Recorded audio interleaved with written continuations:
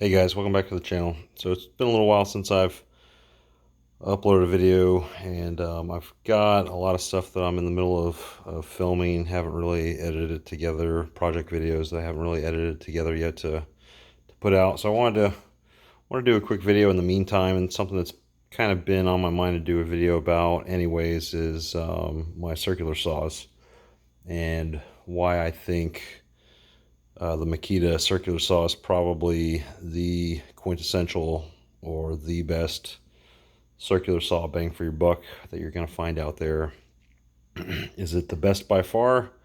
I don't know. I can't tell you. I haven't used them all, but I have used Makita saws for, I mean, going on at least 20 years, no exaggeration.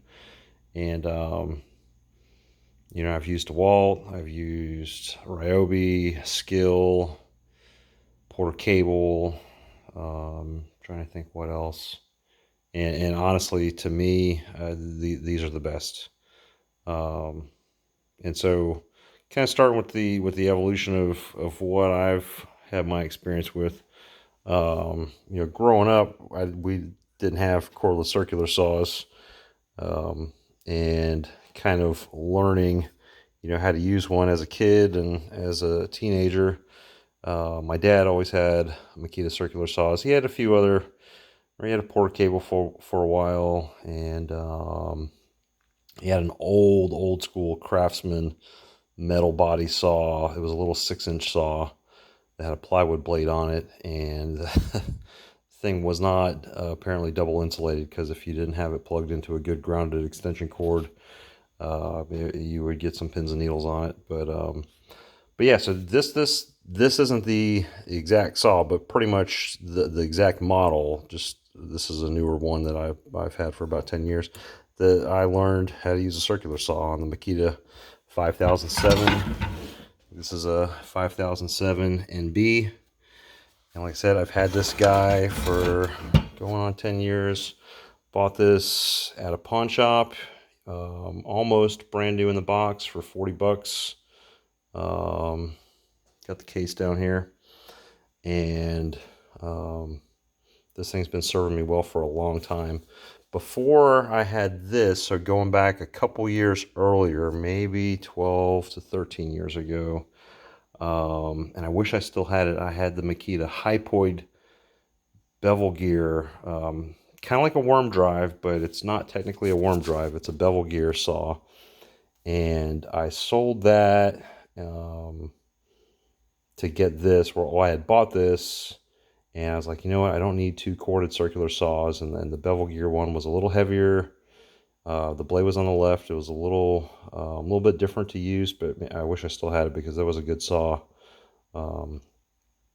But so this guy right here, the 5007, this is the workhorse of the Makita stable of circular saws. They make them that are kind of like this with a magnesium base. This has got the flat aluminum base and aluminum housing. Just your standard thumb screws here to dial all that. They make them that have a little bit nicer levers to adjust, and a little lighter with a magnesium base. But by and large, this is the workhorse of the stable. They're still making the saw. It's anywhere from 100 to about 120 bucks, depending on where you get it. And this is, in my opinion, a lifetime saw. If you're a home gamer, if you're an everyday guy, a carpenter, production carpenter, something like that, I would say it's probably a 10 to 15 year saw. I worked alongside guys doing concrete form carpentry that had these saws 10 to 15 years old, and replaced the cord every once in a while when the cord started going, insulation started getting bad, or the ends, the prongs started coming out, and then having the brushes replaced. And this thing will serve you really well for a long time.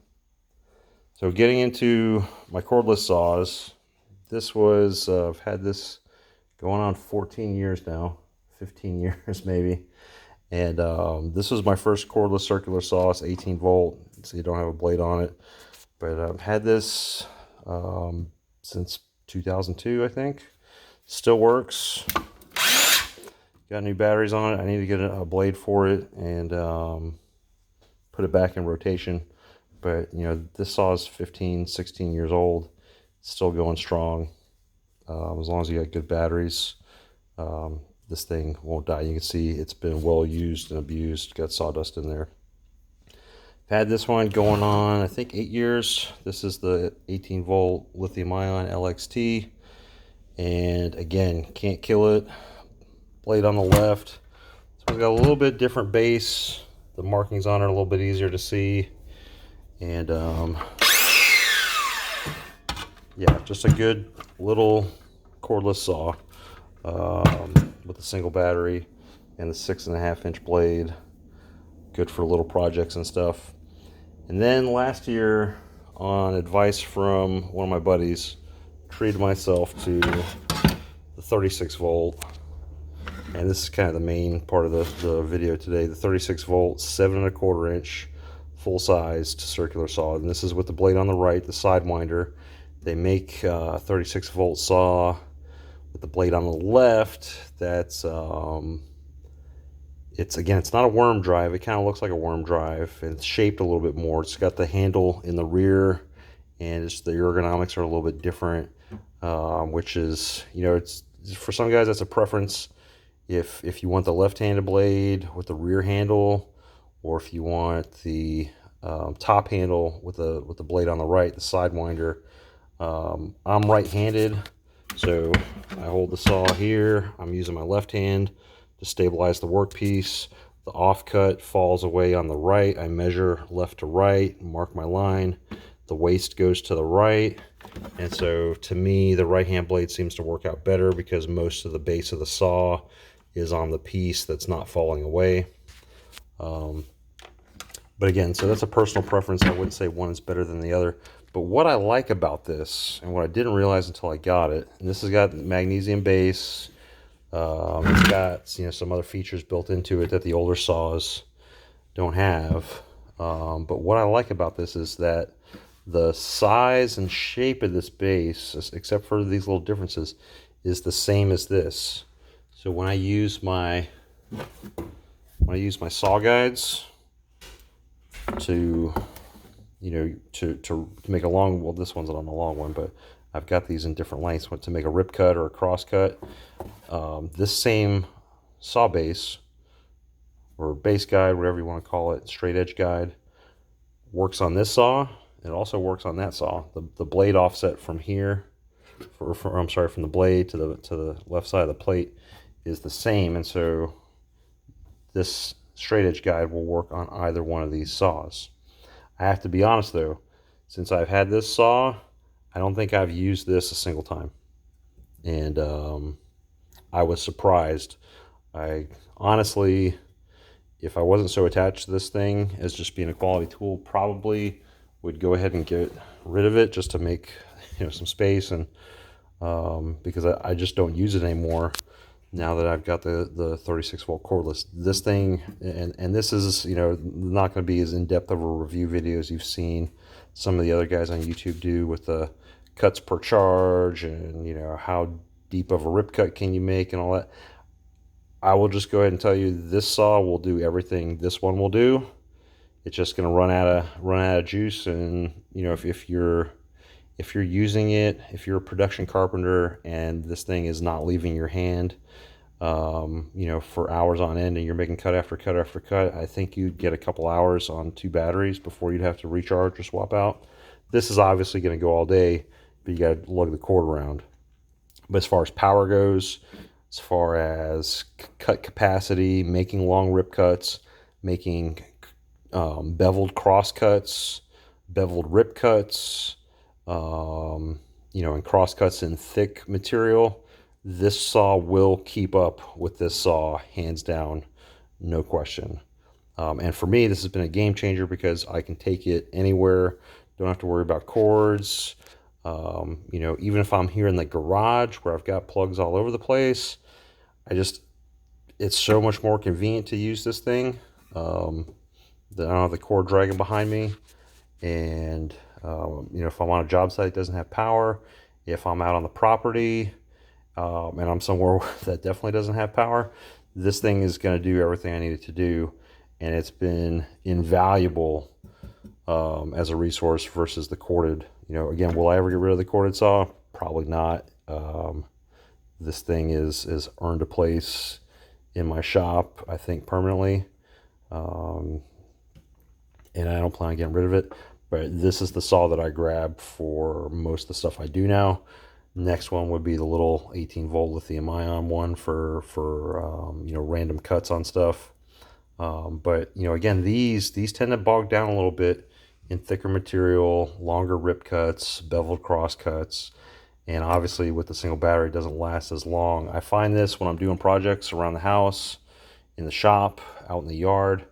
You know, I put 2 batteries in this. I'm not even, you know, making a dent in the capacity you know, as far as the runtime goes, versus this guy where I'm doing projects. I built a treehouse a couple of years ago with this guy, and you know, was changing batteries, not super frequently, but you know, frequently enough.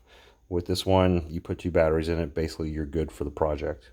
And so again, I can't say enough good things about this saw. If you're on the fence, again, this isn't the super detailed review with the specs and the how many cuts can I make in a 2x4. You know, how much dust is it gonna, you know, I saw a review where a guy did, you know, with the dust collection hooked up, which by the way is fantastic, versus these older ones that don't have the dust port. This has got a little dust port that screws onto it.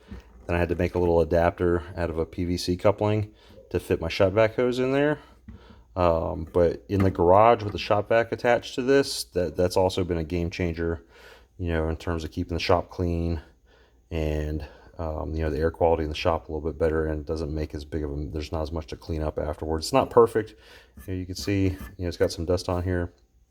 It's definitely not going to extract as much dust as a track saw will, with the full shielding on the blade there, but it's dang close. It's really dang close with this, and you don't have that feature on these older ones. I don't know if the newer ones that they're selling now have them, but that was a standard feature on this one. This was another decision maker on the top handle versus the rear handle, was this dust port. And again, I use this, you know, with my 96 and my 54-inch saw guides, basically as a track saw. I clamp the saw guide to my workpiece, and this thing's cordless. It's got the power to make a long rip cut on an 8-foot piece of plywood, a 8-foot bevel cut. It's going to go all the way through it without stopping. It's not going to bind up. I mean, I can't tell you how valuable that is when you're making a long rip cut and you've got the power to go through that material without it bogging down, without it binding on a knot, or if your wood starts to pinch a little bit, this is going to power through it, where the 18-volt guy is going to bog down, might stop, and then you've got to back up and restart the cut. You know, that can get you a little bit off your line. You know, having this guy with the power to go all the way through the rip cut has been invaluable. So again, I know I sound like a Makita fanboy, and I guess I kind of am. This video is not endorsed or sponsored by Makita in any way. None of this was provided by Makita. This was all stuff that I have, and I just believe in it, and stuff that I've accumulated. You can kind of see, you know, I've had this saw for 16 years. I've had this one for 8 or 9. That one for probably 9 or 10, like I said. And before that one, I didn't have a corded saw before this one. But like I said, I know growing up, my dad, this is what he had on the job sites that I worked on and grew up around and still work on today. This is the saw that I see out there day in, day out. The guys that make a living doing carpentry in my area, doing concrete form work. You know, if they're cutting it with a circular saw, 99% of the saws I see on the job are this guy right here, the 5007. You know, like I said, they're anywhere from 100 to 120 bucks around here, and you know, bang for the buck and the longevity, you can't beat it. I don't think a DeWalt can beat it. I don't think the Bosch does. The Porter cable, and like I said, with regular service, this can be a lifetime tool.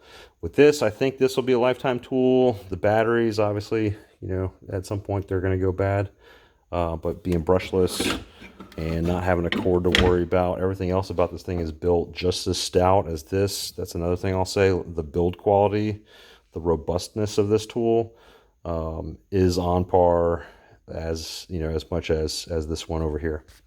The other thing this one has that the older one doesn't have is the LED light. That's been a handy feature. And, you know, like I said, I believe I'll have this for a good long time. So it was a little long-winded. Thanks for hanging in there and watching. If you have a, you know, a comment or some feedback on it, I'd love to hear, you know, what you think about these saws, what you think, you know, if, do you like the DeWalt? Do you like the Milwaukee? I work with a guy that's got the 18-volt fuel with the 9 amp hour red lithium ion battery that he swears by that. You know, let me know what you think in the comments. And again, thanks for watching. And until next time, take care.